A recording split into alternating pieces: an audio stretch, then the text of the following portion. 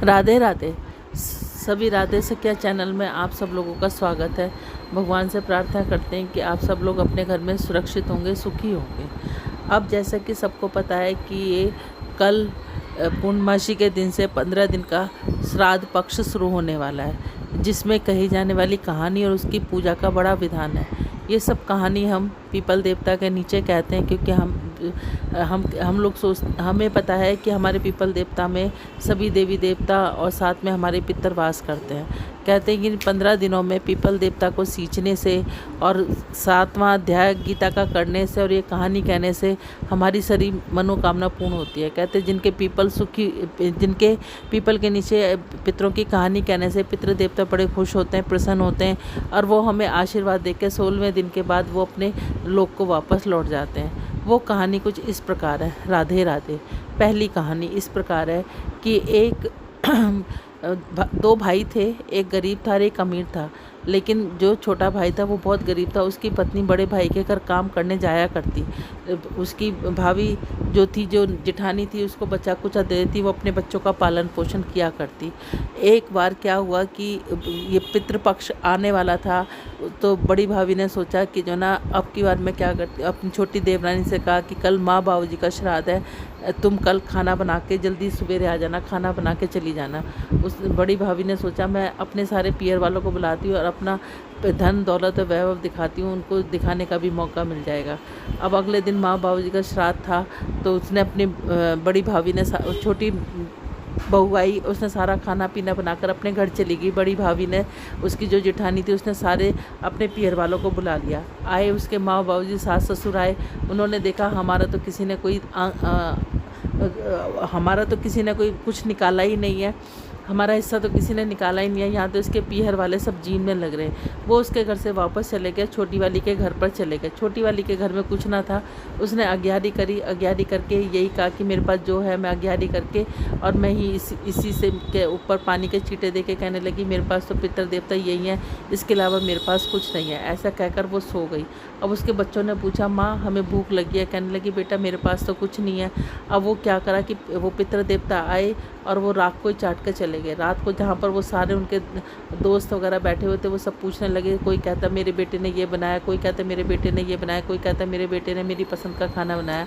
तो उन्होंने कहा, तो कहने लगे मेरे बड़े बेटे ने खाना तो बनाया लेकिन हमारे लिए कुछ नहीं निकाला। उसके तो पीहर वाले जीम रहे थे। उसके बाद उन्होंने कहा तुम्हारा छोटे बेटे के पास कुछ नहीं था, उसने तो अग्यारी करके छोड़ दिया, तो हम उसी को चाट के आ गए। लेकिन कुछ देर बाद वो दोनों जने नाचने लगे कि मेरे छोटे बेटे के घर में खूब धन दौलत हो जाए, मेरे बेटे के घर में खूब धन दौलत हो जाए।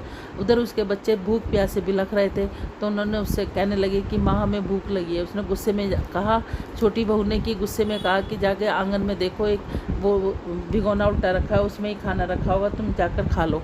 वो आंगन में बच्चों ने जाके आंगन में वो बर्तन उघाड़ के देखा, तो उसमें बहुत सारा धन दौलत और हीरे मोती भरे हुए थे।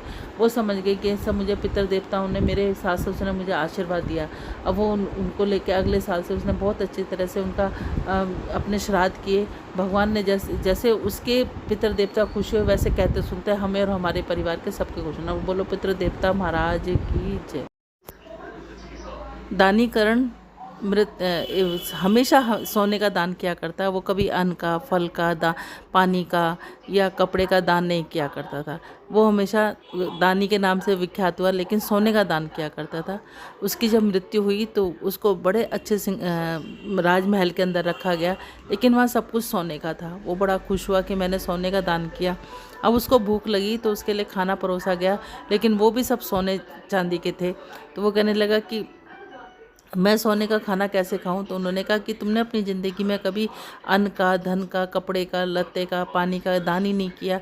अब वो बड़ा परेशान हो जाता है, भूख प्यास से बेहाल हो जाता है। तो वो कहता है कि ठीक है, मुझे फिर 15 दिन के लिए आप मुझे धरती पर भेजो तो मैं सब दान करूँगी, सब कुछ दान करके आऊँगा। तो वो वापस धरती पर आता है और ये 15 दिन के श्राद्धों में वो सब कुछ दान करके फिर वापस जाता है। तो उसको महल में हर चीज़ मिलती है। इसलिए कहते हैं कि 15 दिन हमें अपने पितरों के निमित्त सब कुछ दान करना चाहिए। इसके दान करने से हमारे घर में धन धान्य की और पुत्र पौत्र की बढ़ोतरी होती है। जैसे करण के लिए सब कुछ किया, वैसे कहते सुनते हमारे पितर हमारे और हमारे परिवार के लिए सब कुछ करें। तीसरी कथा जो पीपल के नीचे कही जाती है वो इस प्रकार है कि एक गरीब किसान था। तो वो गरीब किसान था, तो वो उसके घर में जब भी औलाद पैदा होती वो छठे दिन होकर मर जाती। वो बहुत परेशान हो गया। एक बार वो इस तरीके से उनकी 6 औलाद मरने के बाद वो बूढ़े दोनों दमयंती बूढ़े हो गए। अब वो सोचने लगे कि हमारे कोई औलाद भी नहीं है और हम बूढ़े भी हो गए, हम कैसे करेंगे। एक बार उसके खेत घर में जो अनाज रखा था उसमें भी कीड़े पड़ गए और उसके खेत में एक पीपल का पेड़ था, वो भी सूखने लगा। वो पीपल के पेड़ के नीचे बैठ के सोचने लगे कि अब हमारा गुजारा किस तरीके से होगा। वो बहुत परेशान रहने लगे। रोकिए। तो वो बहुत परेशान होकर पीपल के नीचे बैठे हुए दोनों ज़ोर ज़ोर से रोने लगे, ज़ोर ज़ोर से विलाप कर रहे थे कि अब हमारा क्या होगा, बुढ़ापे में हमारा क्या होगा, हमारे को कौन हमारी रक्षा करेगा, अब हमारा शरीर जर्जर होता जा रहा है। उससे शिव पार्वती निकल जा रहे थे। पार्वती माता ने पूछा कि इस तरीके से ये कौन इतनी ज़ोर से विलाप कर रहा है कि औरत के साथ साथ कोई आदमी भी इतना करुण कुंदन कौन कर रहा है। उन्होंने जाकर देखा तो वो बूढ़े किसान है। उन्होंने उससे पूछा तो वो कहने लगे हमारे 6 संतानें वो भी ख़त्म होगी, जो हमारे घर में अनाज रखा हुआ था उसमें भी कीड़े पड़ गए और ये पीपल भी सूखने लग गया। कहने लगा कि ये तुमने ना पीपल के नीचे कभी पितरों के नाम की ना कथा कही है, ना कभी उनके नाम का कुछ किया है। तुम अब श्राद्ध के 15 दिन आने वाले हैं, पीपल के नीचे बैठ कर रोज़ाना हाथ में काले तिल, सफ़ेद तिल और जौ लेकर उसमें मिश्री डालकर या गुड़ डालकर उससे पीपल की कहानी कहो, पीपल के नीचे कहानी कहो और पीपल देवता से अपने पितरों के लिए माफ़ी मांगो कि जो हमसे गलती उन्होंने ऐसी करना शुरू करा। तो उसका जो पीपल का पेड़ सूख रहा था वो भी हरा भरा हो गया। उसके घर में अनाज, जब दोनों पति पत्नी अनाज उगाने लगे तो उनके घर में बहुत ज़रूरत से ज़्यादा दुगना अनाज पैदा हुआ और उनके घर में 9 महीने में भगवान ने एक बेटा भी दिया। उनके पितर इतने प्रसन्न हुए, जैसे उनके पितर प्रसन्न हुए, जैसे पीपल देवता प्रसन्न हुए, वैसे कहते सुनते हमें और हमारे परिवार को, सुनने वालों को, सबको प्रसन्न करना।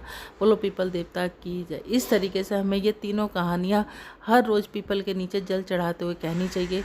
इसके बाद पीपल की आरती है, वो मैं आपको रात को मैं अब आपको दोबारा में बता दूंगी। और उसके बाद चाहे हमारे घर में श्राद्ध हो या ना हो, लेकिन हमें श्राद्धों के दिनों में 7वां अध्याय गीता का ज़रूर पढ़ना चाहिए। इससे भी हमारे पितरों को की मुक्ति मिलती है और उनकी आत्मा को शांति मिलती है। और साथ में गऊ के लिए 4 रोटी निकाल कर गऊ को ज़रूर देनी चाहिए, क्योंकि वो हमारे भूले बिसरे या कोई अड़ोसी पड़ोसी या अनजान जो हमारे पितर हमें नहीं पता वो हमसे कुछ लेना चाहते होंगे तो हम उनके निमित्त देंगे तो वो भी हमें आशीर्वाद दे के जाएंगे। बोलो पितर महाराज की जय।